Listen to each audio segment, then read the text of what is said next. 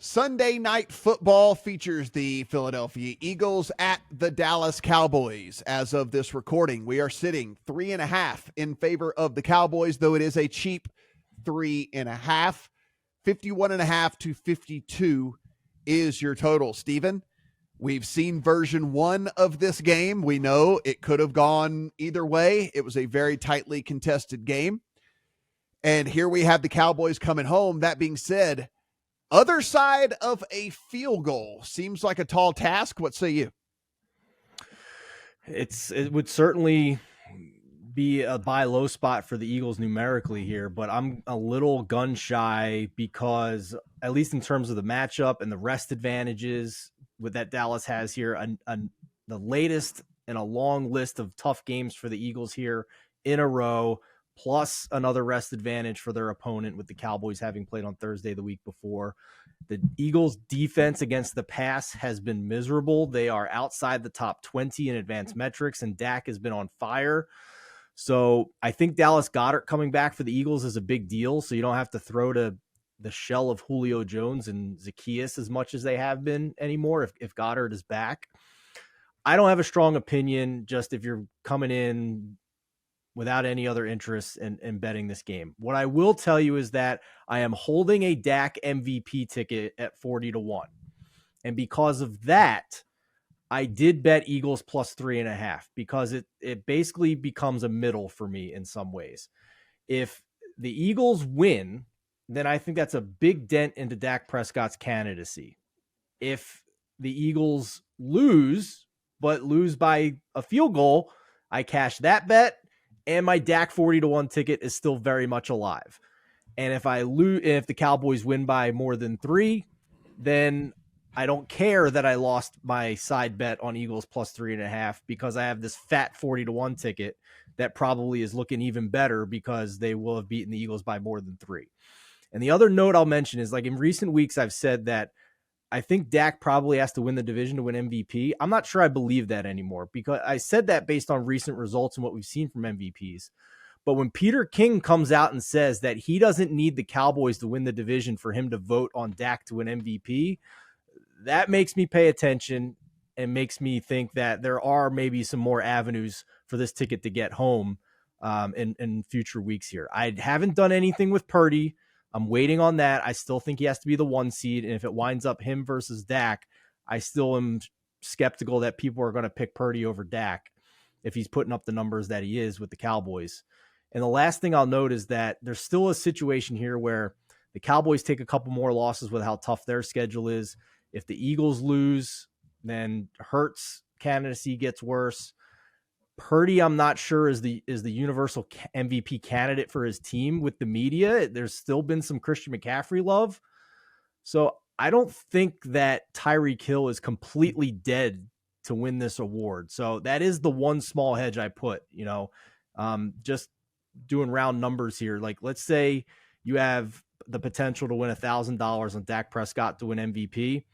I don't really have an issue with taking 50 of that and putting it on Tyreek Hill at 16-1 this week. So that's how I looked at the MVP situation with Dak. And I bet Eagles plus 3.5 because I have the Dak ticket in my pocket. Adam, it does look like Goddard's going to be back. He's been practicing in full. So again, these guys are superhuman. He gets a rod in his arm. 2 weeks later, he's playing football again, whatever. I don't get how they do it. It is what it is. But I guess it's worth noting.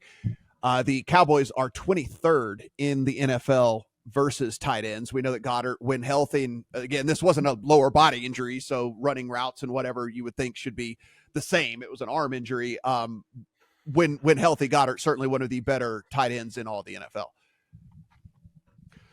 So the handicap for me this week is 2 things. First of all, I made the mistake last week of ignoring some loud noise in the market about the San Francisco 49ers and where the Philadelphia Eagles were and what that matchup looked like. And I was leaned toward the Philadelphia side. And now I'm not going to ignore that noise this week. However, you're also not going to get me to say that the Dallas Cowboys are 3.5 full points better than the Philadelphia Eagles. What I think your handicap needs to be on this is if you believe that Philadelphia is still live, right? If you don't think that Philadelphia has hit some sort of lull that it's not going to be able to pull itself out of, I think you go ahead and play Philadelphia either on the money line, or you go ahead and play Philadelphia out to -2.5, which is plus 176. Money line at DraftKings is plus 150. And Matt has given you a version of this handicap earlier this year when it comes to Miami against Kansas City. And you're going to say either it works or it doesn't, right? And you have to believe with Philadelphia, either it works or it doesn't, because they can't chase. That's the one thing we know about the way this Eagles offense is set up, is that if you get them down by a couple of scores, they are not a team that is just going to rise up from the dead without the help of Josh Allen throwing the ball directly to James Bradbury like they had with that game against Buffalo a couple of weeks ago. So I don't have a strong feeling on this game.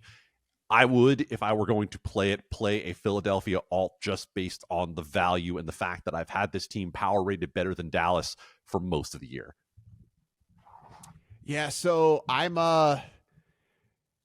do a show, lines are opening as I'm on air. It opened at 3, and I was like, man, if 3.5 hits, I'm gonna play the Eagles. I was actually hoping that the recency bias from that 49ers game was going to creep in here.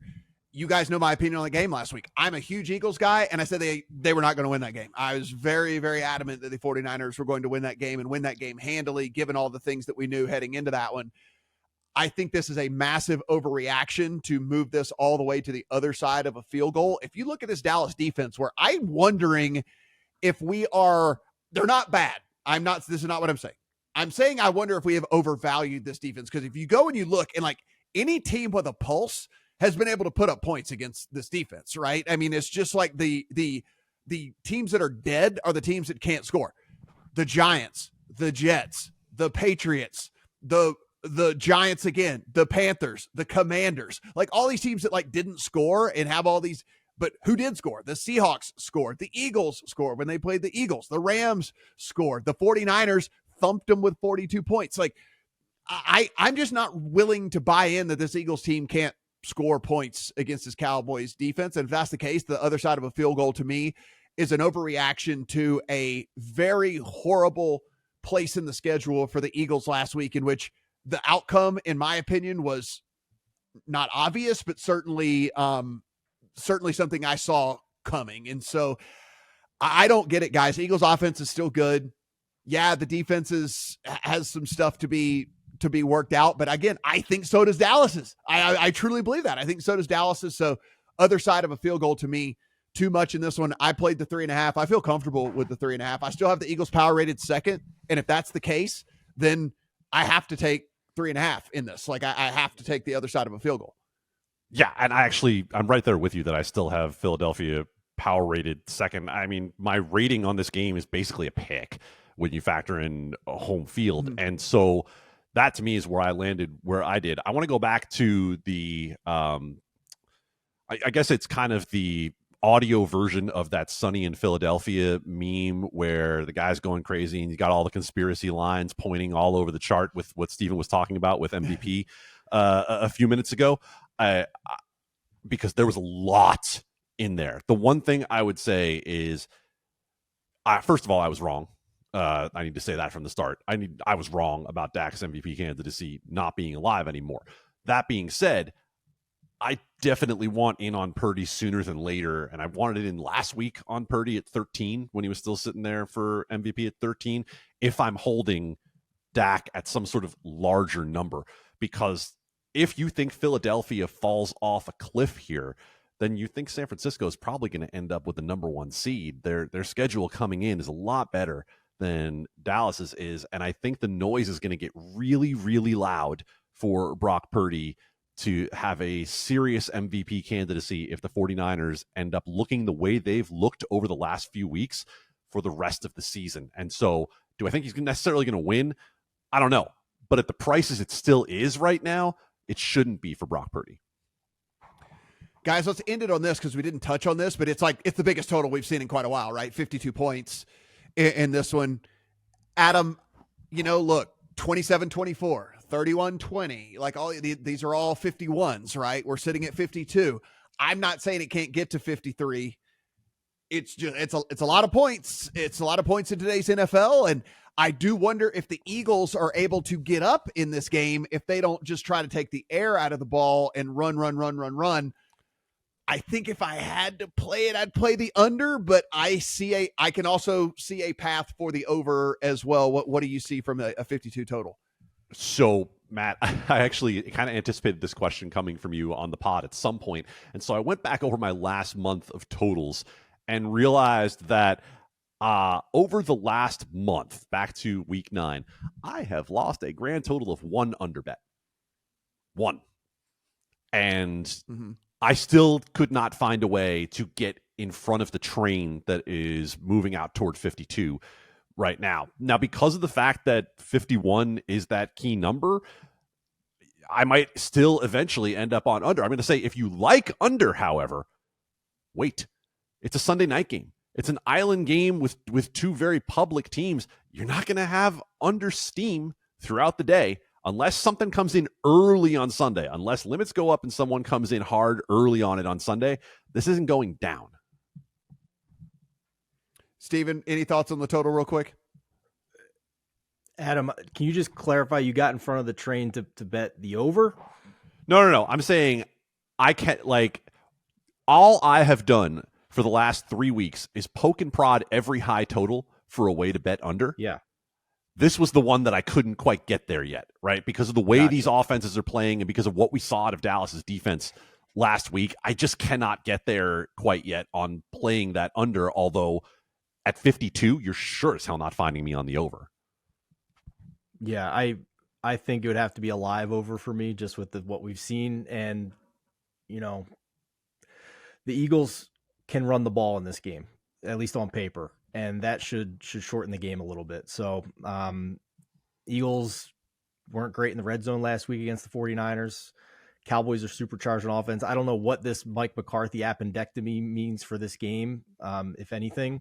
That's another curveball that we haven't touched on. So I'm just going to kind of stay away from the over here because I have too many interests with the MVP stuff going on.